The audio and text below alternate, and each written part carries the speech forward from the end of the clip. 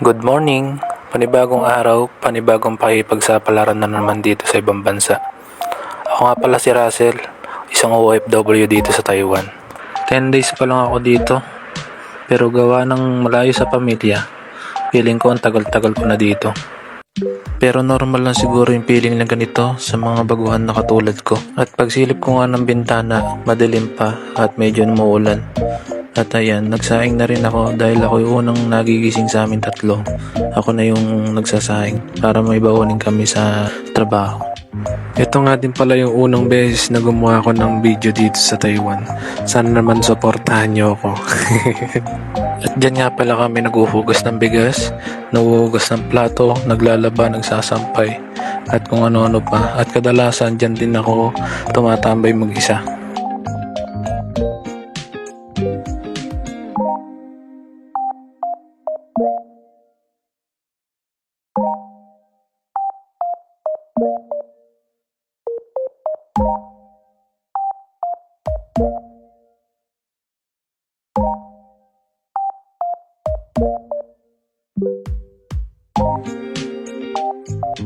At dahil hindi pa tayo nagkakape, tara muna magkape. Nescafe 3 in 1. Take 2. Nescafe Creamy White 3 in 1. Galing Pampinas. Pasensya na kayo kung ganito ako mag-voice over. Hindi pa kasi ako sanay. Ganito pala yung feeling na pag nagbo-voice over. Nagsasalita ka mag-isa dito. Ang sarap talaga humigop ng mainit na kape pag ganito malamig ang panahon. Pagkatapos nga niyan ay naligo na ako.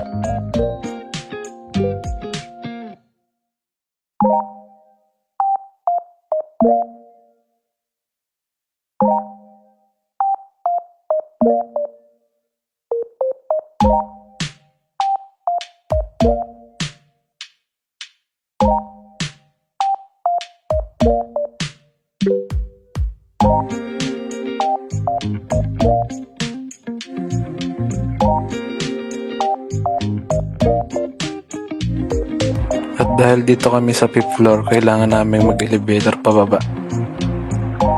At pagpindot mo pa lang ng first floor, saglit lang nasa baba ka na.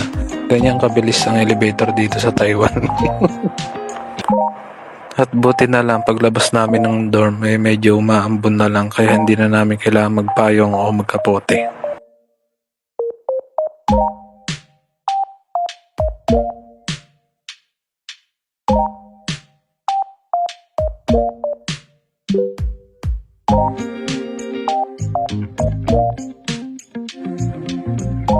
Mula dorm, kailangan namin maglakad ng kalahating kilometro para kumuha ng U-bike papasok sa trabaho dahil almost 3 or 4 kilometer pa yung babikin namin hanggang company. Kaya nga, medyo ayaw pang gumana ng U-bike, ayaw pang matanggal ng lock niya, kaya nakailantap ako. At ayan, natanggal na. Let's ride!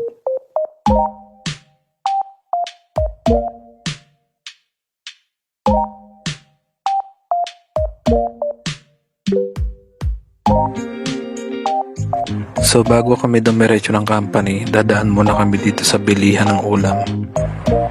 Filipino foods nga pala yung binibilan namin dito, kaya parang nasa Pilipinas ka rin pag kumakain ka. Ayan ang pangalan ng tindahan, Rina Pinoy Food.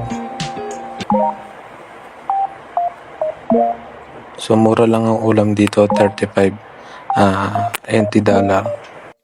So katumbas siguro ng 70 pesos dyan sa Pinas.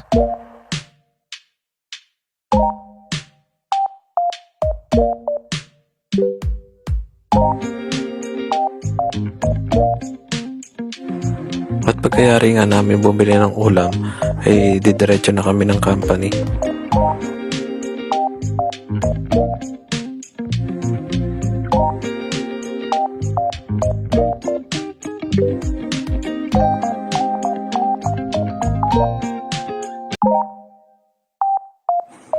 At dito guys, madadaanan natin ang tindahan na Big Boy Store kung saan mayroong mga kamabibili ng mga Filipino foods tulad ng mga dilata, instant noodles, ganyan. At dahil malapit na tayo sa company, dito na natin ilalagay yung U-bike na hiniram natin.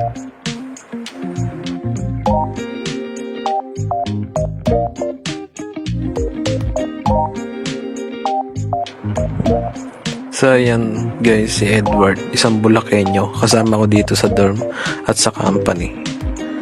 At yung isa namin kasama na uhuli dahil yung kanyang nakuha daw na U-bike flat pala.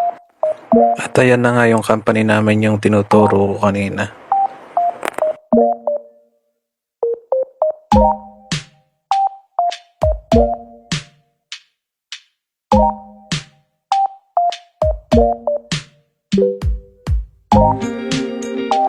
At dito naman guys, kung may sarili kang bike, diyan mo siya iiwan. Diyan.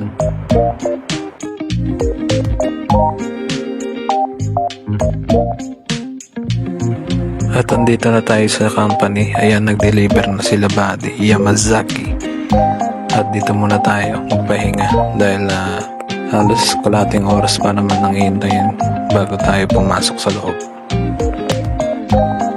At ayan nga, ang company namin mula dito sa harap, may makikita mo yung logo parang araw. So, hanggang dito na lang. Thank you for watching.